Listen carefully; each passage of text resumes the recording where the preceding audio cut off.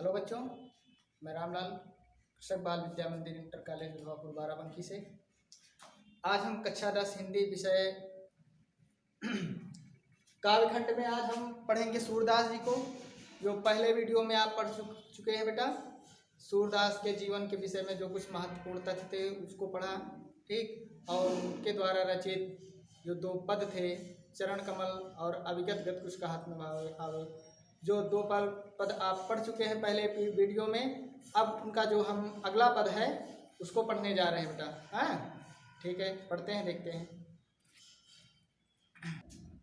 हाँ बच्चों, तो देखते हैं हम उनका जो अगला पद है। आप स्क्रीन पर देख रहे हैं बेटा। जैसे ये पद है, ये बहुत इंपॉर्टेंट है।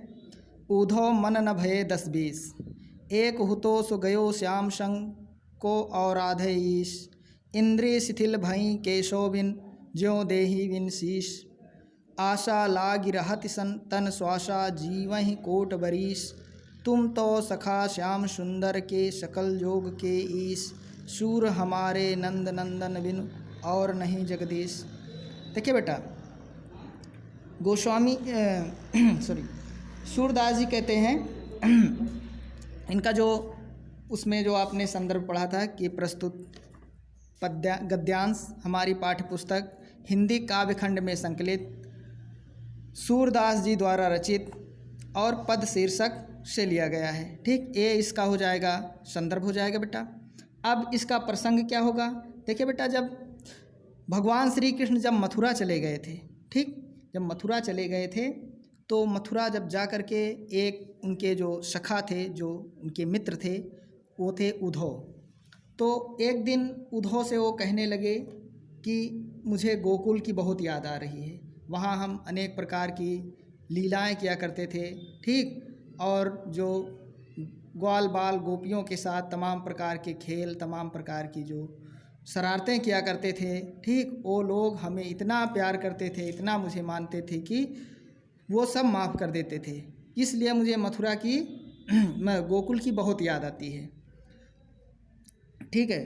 तो जो उद्धव थे तो वो बहुत बड़े, मतलब जो उद्धव थे वो बहुत बड़े योग और निर्गुण ब्रह्म के बहुत बड़े ज्ञाता थे, ठीक है। तो यहाँ जब भगवान श्री कृष्ण उनको अपना संदेश लेकर के मथुरा भेजते हैं तो उद्धव को जब गोपियों के पास जब वो ज्ञान और योग का संदेश लेकर ब्रज में आते हैं तो जो गोपिकाएं थी वो उद्धव से उनका योग और जो योग साधना थी उसको सुन करके फिर वो क्या बताती हैं यही चित्रण इसमें किया गया है। तो गोपियाँ उद्धव से क्या बताती हैं? उद्धव मन न भये 10-20, हे उद्धव, जो आप योग साधना का संदेश लेकर के आए हैं ये बहुत अच्छा है, मगर क्या बताती हैं कि हे उद्धव मन न भये 10-20, कि हे उद्धव, जो हमारे अंदर जो मन है, अंतर मन है, वो हमारे अंदर एक ही मन है, 10-20 हमारे पास मन तो है नहीं। एक हुतो सो गयो श्याम संग को और आधेश, कहीं एक जो मन था वो तो श्याम सुंदर के साथ चला गया। क्या कहती हैं गोपिकाएं कि एक मन जो हमारे अंदर था, कोई 10-20 मन तो होते नहीं हैं, जो एक मन था हमारे अंदर वो तो श्याम सुंदर के साथ चला गया। और हम किस मन से तुम्हारे जो निराकार ब्रह्म है, तुम्हारी जो योग साधना है या तुम्हारे जो निर्गुण ब्रह्म है, किस मन से मैं उस ब्रह्म की उपासना करूं, ठीक। को और आधेश इंद्रिय शिथिल भई केशो बिन ज्यों देहि बिन शीत, कह रहे हैं कि भगवान श्री कृष्ण के बिना, उनके वियोग में हमारे शरीर की जितनी इंद्रियां हैं वो क्या हो गई? शिथिल हो गई, वो अपना कार्य नहीं करती हैं। हम जिस प्रकार से बिना धड़ के, अर्थात ज्यों देही बिन शीश, ठीक, जिस प्रकार से बिना शरीर के सिर का कोई महत्व नहीं होता है, उसी प्रकार से बिना श्री कृष्ण के हमारे शरीर का कोई महत्व नहीं। जैसे पूरे शरीर में अगर नीचे का भाग ना हो और केवल सिर हो तो उसका कोई महत्व नहीं, उसी प्रकार से हम हो गए हैं कि हमारे जो मन मस्तिष्क हैं वो भगवान श्री कृष्ण है। उसी प्रकार से बिना हम भगवान श्री कृष्ण के मैं कुछ भी नहीं है, हमारे शरीर का कोई महत्व नहीं है। आशा लागी रहत तन श्वासा जीवहि कोट बरिस। कह रहे हैं कि हम उनके वियोग में, भगवान श्री कृष्ण के वियोग में, क्या कहती हैं गोपिकाएं कि मैं भगवान श्री कृष्ण के वियोग में अब तक तो मर गई होती, मगर ये इस आशा के साथ मैं जी रही हूँ। क्या कह रही हैं कि आशा लागी रहत तन श्वासा, कह रहे हैं कि अब तक तो हमारी मृत्यु हो गई होती, अब तक हमारे प्राण चले गए होते, मगर मैं इसी आशा से जी रही हूँ कि एक ना एक दिन वो ब्रज धाम अवश्य आएंगे, और जब ब्रज धाम आएंगे तो उनका जो है दर्शन मुझे अवश्य प्राप्त होगा। इसी आशा के लिए मैं जीवहि कोट बरिस, कह रहे हैं इसी आशा के कारण मैं करोड़ों वर्षों तक जी सकती हूँ, करोड़ों वर्षों तक जीती रहूँगी। तुम तो सखा श्याम सुंदर के सकल जोग के ईश। फिर आगे गोपिकाएँ क्या कहती हैं उद्धव से कि तुम तो सखा श्याम सुंदर के हो, कह रहे हैं तुम तो उनके मित्र हो, उनके परम मित्र हो, उनके घनिष्ठ मित्र हो। क्या? भगवान श्री कृष्ण के सखा श्याम सुंदर, अर्थात भगवान श्री कृष्ण के तुम तो सखा हो, तुम तो उनके घनिष्ठ मित्र हो। ठीक है। सकल योग के ईश, सकल माने संसार, योग माने योग साधना। क्या कहती हैं? तुम तो पूरे संसार के योगियों के ज्ञाता हो, जो पूरे संसार में तुम्हारे जितना कोई विद्वान नहीं है। फिर आगे क्या कहती हैं? सूर हमारे नंद नंदन बिन और नहीं जगदीश। क्या कह रही हैं कि आप ही बताइए हम क्या करें। कह रहे हैं कि तुम तो श्याम जो भगवान श्री कृष्ण के सखा हो, मित्र हो, और पूरे संसार के योग साधना के ज्ञाता हो। फिर क्या कह रहे हैं कि सूरदास जी आगे क्या कहते हैं कि गोपिकाएँ क्या कहती हैं? हमारे नंद नंदन, अर्थात भगवान बाबा नंद के, नंद अर्थात पुत्र भगवान श्री कृष्ण के बिना और नहीं जगदीश, उनके अलावा हमारे अंदर और कोई ईश्वर, जगदीश माने जगत का ईश्वर, अर्थात पूरे संसार को जो ईश्वर है, अर्थात और कोई ईश्वर मुझे नहीं पसंद आ रहा, अर्थात मैं किसी और ईश्वर की भक्ति या साधना नहीं कर सकती हूँ। हमारे जो है कौन है? भगवान श्री कृष्ण के अलावा मुझे और कोई भाता ही नहीं है। ठीक है बेटा, तो इसको आप समझ ले। संदर्भ क्या, प्रसंग क्या, व्याख्या, बहुत कठिन व्याख्या नहीं बेटा, ये केवल आप ढंग से पढ़ लेंगे। सभी लोग पुस्तक खरीद लीजिए, और जब वीडियो देखिए तो पुस्तक के साथ ही वीडियो देखिए। इसीलिए हम आपके स्क्रीन पर जो ये है पद, उसको हम दिखा रहे हैं, और ठीक से आप समझ लीजिए। ठीक बेटा, अब आगे अगला पद देखते हैं बेटा।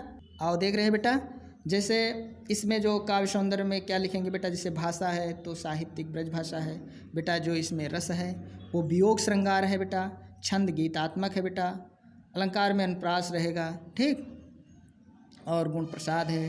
ठीक बेटा, अगला हम देखते हैं बेटा, ये है पद जो बहुत इम्पोर्टेंट है। निर्गुण कौन देश को वासी, मधुकर कह समझाए सौह दे बूझत साँच नहासी। को है जनक कौन है जननी, कौन नारी को दासी। कैसे बरन भेष है कैसो, कहीं रस को मैं अभिलाषी। पाओ गो पुन कियो आपनो, जोरे करोगे गासी। सुनत मौन है रहो बावरो, सूर सवै मत नासी। देखिए बेटा, ये बहुत इंपॉर्टेंट है, ये कई बार परीक्षा में पूछा भी गया है। तो आओ देखते हैं, जिसे हमने संदर्भ बता ही दिया है। ठीक, जो कोई भी मतलब कवि होगा, अगर उसकी एक कविता है तो वो संदर्भ सब में वही रहेगा। ठीक बेटा, जैसे है क्या लिखेंगे? प्रस्तुत काव्यखंड, प्रस्तुत पद्यांश या प्रस्तुत पद हमारी पाठ्य पुस्तक हिंदी काव्यखंड में संकलित, सूरदास जी द्वारा रचित, ठीक, पद शीर्षक से अवतरित है। ठीक बेटा, अब इसमें क्या लिखेंगे? ठीक है बेटा, तो इसका जो संदर्भ हो गया, अब इसका प्रसंग क्या होगा? देखिए, प्रसंग इसमें क्या है, लिखेंगे प्रस्तुत पद्यांश में सूरदास जी कहते हैं कि जब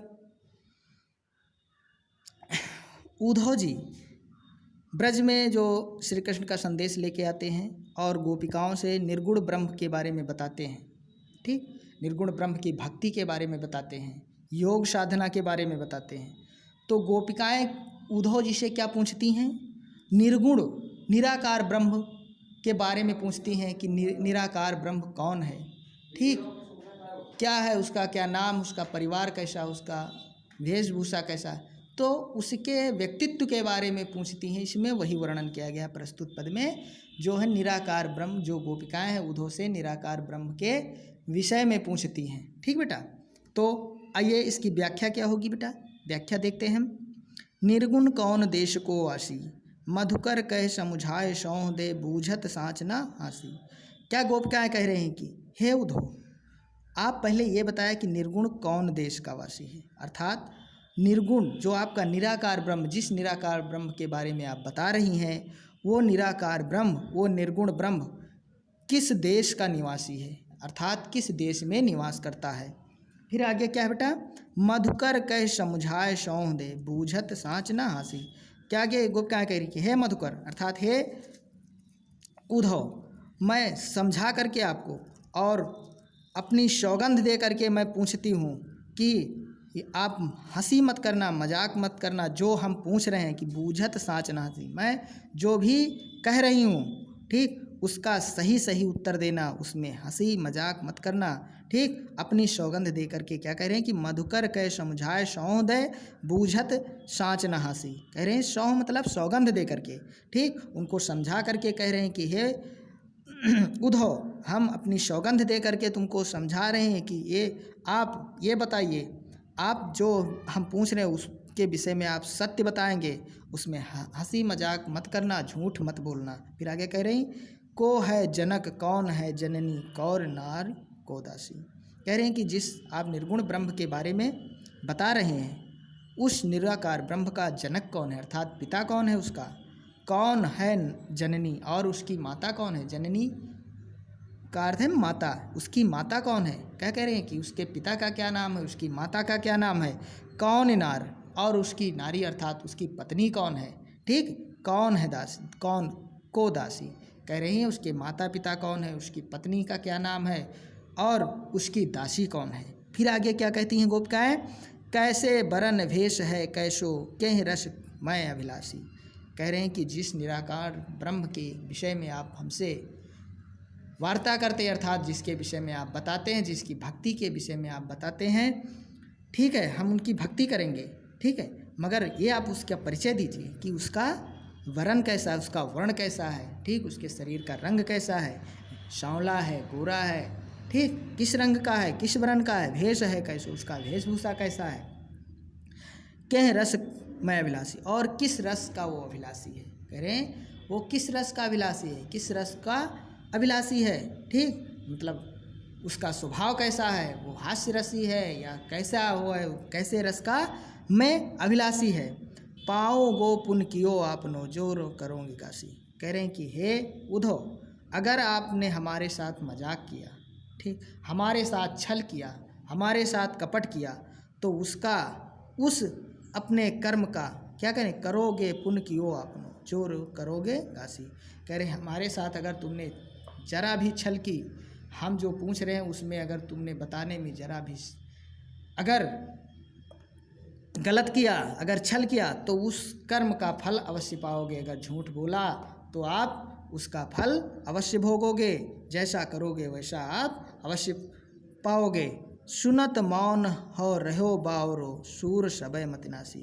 क्या कह रहे हैं कि सुन करके, क्या गोपिकाओं की वाणी को सुन करके उद्धव क्या हो गए, सुनत मौन है रहो बावरो। कह रहे उनकी गोपिकाओं की वाणी को सुन करके वो मौन हो जाते हैं। कैसे मौन हो जाते हैं, लगता है कोई जैसे पागल व्यक्ति, कोई जैसे बौरा व्यक्ति, एकदम शांत हो जाते हैं। ऐसा लगता है वो सारा ज्ञान उनका नष्ट हो गया, वो अब कुछ जानते ही नहीं हैं। शूर सबय मतिनासी, सूरदास जी कहते हैं कि ऐसा मालूम हो रहा है कि जो उद्धव थे, सकल पूरे संसार के योगाचार्यों में जो श्रेष्ठ थे, सबसे विद्वान माने जाते थे।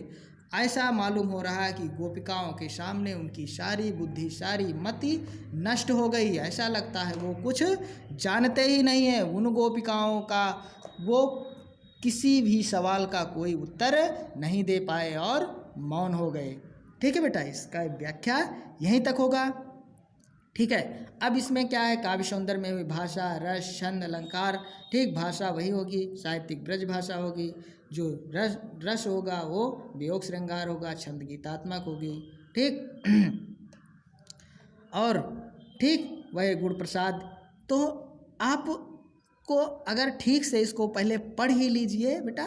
देखिए पहले इसके विषय में आप जैसे आप जिसका अगर प्रसंग निकाल लेंगे ठीक, तो व्याख्या करने में कोई दिक्कत नहीं। जैसे इसको एक बार इस पद को आप पढ़ेंगे, अगर इस पद को आप ठीक से अगर पढ़ लिया तो इसकी व्याख्या, इसका भावार्थ जानने में कोई दिक्कत नहीं होगी। ठीक है बेटा। ठीक है बेटा, 2 पद आप पढ़ चुके हैं बेटा, जो आपके कवि सूरदास जी हैं। तो हमने पहले वीडियो में 2 पद पढ़ाए थे, इस वीडियो में हमने 2 पद पढ़ाए हैं। ठीक, इनसे अगर सूरदास से जो भी पद आएंगे, इस पाठ से जो भी शीर्षक से पद आएंगे, वे 4 जो पद हैं ये बहुत इंपॉर्टेंट है। 4 पद का आप लोग गहन अध्ययन कर लेना। ठीक बेटा, अब हम अगले वीडियो में हम लेकर के आएंगे बेटा। ठीक है बेटा, धन्यवाद।